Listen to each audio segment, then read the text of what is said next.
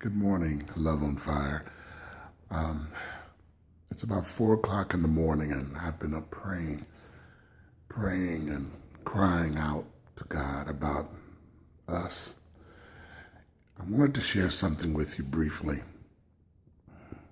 Back in October, you remember I went on a 30-day time of fasting and praying, a time of silence that God put me on, praying about the direction of our church, what we would do, what we need to do.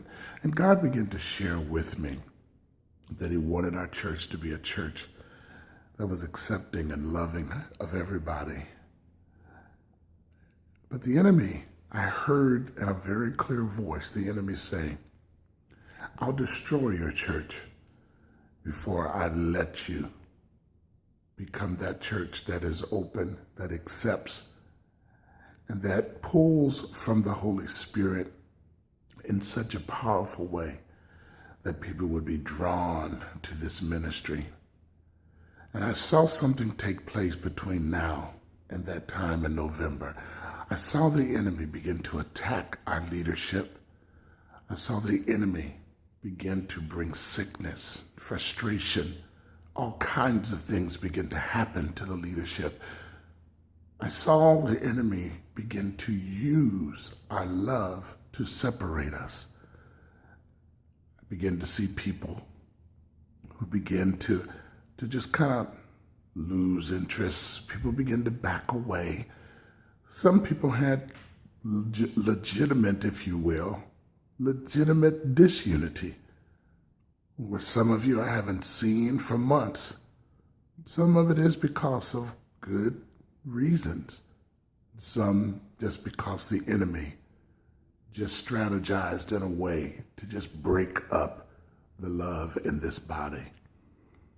Some of you, as I said, I haven't seen in months and weeks. Let me tell you something about how the enemy works. That when there's a plan and when there's the work of God is really a powerful work, especially when we talk about the work of love, the enemy does everything he can to break you up. And then you have all of these people everybody's doing their own thing. Everybody's doing separate things. And the unity is broken. Unity is a very important part of a church body, a very important part of ministry. Where 2 or 3 come together, where folk bind themselves and are loyal to each other. When people come together and they're listening to the voice of God in our services, and they all are listening together and they hear each other together. Well, the enemy knows that if he can break up that unity, we don't hear from the Lord together. We don't know what God is speaking to the body because we all have separate things that are going on. And then we think it's justified, but we don't know that behind the scenes, the enemy just simply is trying to destroy the ministry. I'm saying all of this to say, we need to come together. We need to be one. And so I'm putting this message out to just invite every last member of Love on Fire to be in church Sunday. This coming Sunday. Don't let anything stop you. Don't let the enemy break up the unity of this body by what we think are legitimized reasons.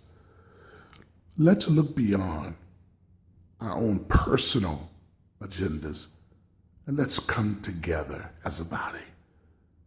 I want to see you Sunday. God has a special word for us, but the word that He has for us before Sunday is that we must come together in unity, and don't allow the trick of the enemy to make us feel justified in being disunited, ununited, separated, disjointed. We need to be one. We need to hear the voice of God together as a team so that we can reach our community, so that we can touch the lives of people. I challenge you. Don't let anything stop you. If you've been missing for months, if you've been out of sorts, this Sunday, let's come back together. I want to see you for our fellowship breakfast time, 9:45 or whatever. But get there this Sunday. And let's continue the work that God has called us to do as a church, as Love on Fire Church. God bless you. And I hope to see you all Sunday.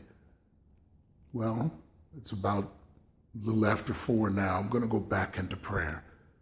But I hope to see you all. Take care. I love you. Bye-bye.